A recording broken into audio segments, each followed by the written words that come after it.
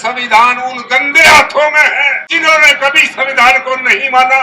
ये मनुस्मृति वर्षित संविधान की लड़ाई है, संविधान बचाने की लड़ाई है। अगर 24 में ये गलती से आ गए तो उसके बाद इलेक्शन नहीं होगा। सिंघोल रख के इशारा कर दिया है कि हम लोग इसको देश को डंडे से चलाएंगे, संविधान से नहीं चलाएंगे। इस सिंघोल को भी हटाना पड़ेगा और संविधान को भी बचाना पड़ेगा। पूरे विश्वविद्यालयों पे संघ का कब्जा हो चुका है, पूरे देश पे हो चुका है। मैं देश नहीं झुकने दूंगा, मैं देश नहीं बिकने दूंगा। अब क्या कह रहे हैं, पूरा बेचूंगा अपने अंबानी अडानी को। इस 9-10 साल में 25 लाख करोड़ रुपए उनके राइट ऑफ कर दिए और 29 भगोड़े इस देश को यहाँ का धन लूट के विदेशों में चले गए। वहाँ ना तो ईडी पहुंचती ना सीबीआई पहुंचती और चौकीदार जी सो रहे हैं।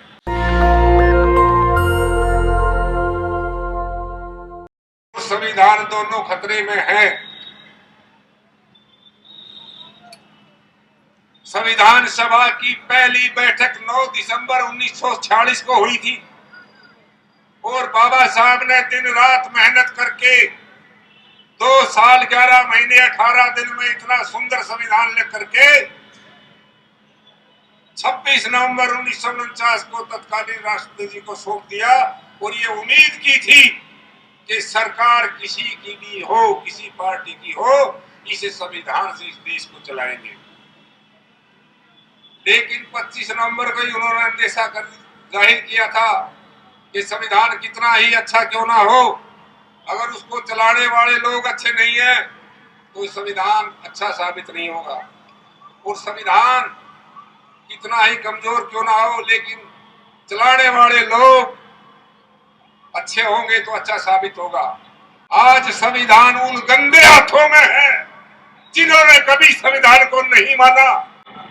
जैसे ही संविधान लागू हुआ 26 जनवरी 1950 को इन आरएसएस के संघियों ने बाबा साहब के पुतले फूंके थे और संविधान की कॉपी मांग लगाई थी। आज आप सोच रहे हो कि दूध की रखवाली बिल्ली कर लेगी। ये मनुस्मृति वर्षित संविधान की लड़ाई है, संविधान बचाने की लड़ाई है। अगर 24 में ये गलती से आ गए तो उसके बाद इलेक्शन नहीं होगा।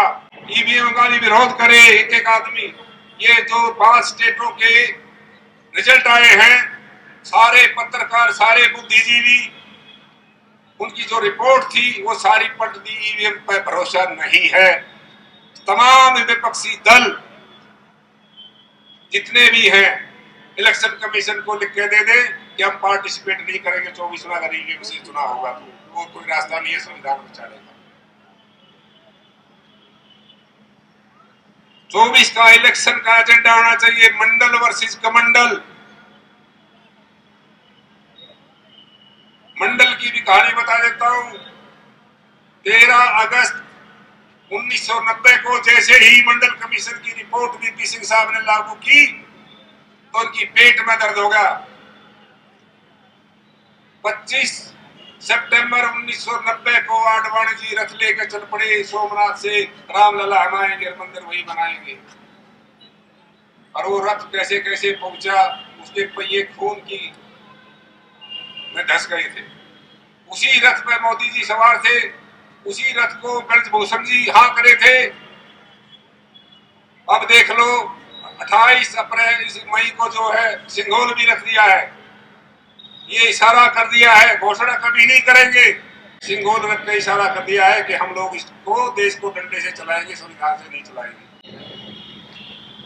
इसलिए इस सिंघोल को भी हटाना पड़ेगा और संविधान को भी बचाना पड़ेगा। इसके लिए आप कुर्बानी के लिए तैयार रहें, नहीं तो गुलामी सिर पे मंडरा रही है। सारे SC ST OBC का अधिकार बिल्कुल कुछ नहीं है। इतने 131 हमारे गए हैं, बैठे हैं, इन्होंने सब कुछ रुकवा दिया, बोलते नहीं है हमारे मुद्दों पे। सबसे पहले तो इनकी जो ना सब यात्रा निकाले 131 की,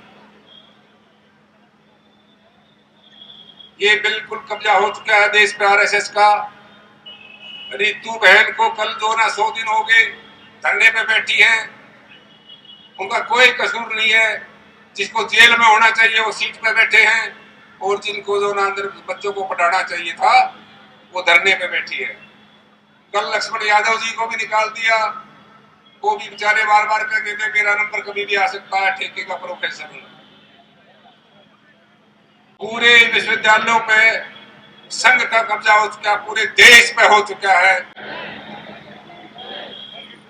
इसलिए बहनों भाइयों, मेरे देश की जनता, संविधान बचाने के लिए आप निकलिए घरों से, घर घर में संविधान भेजे, संविधान बचाएं, घर घर में संविधान, संविधान से समाधान।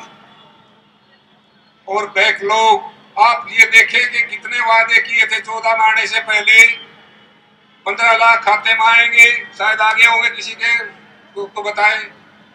मैं देश नहीं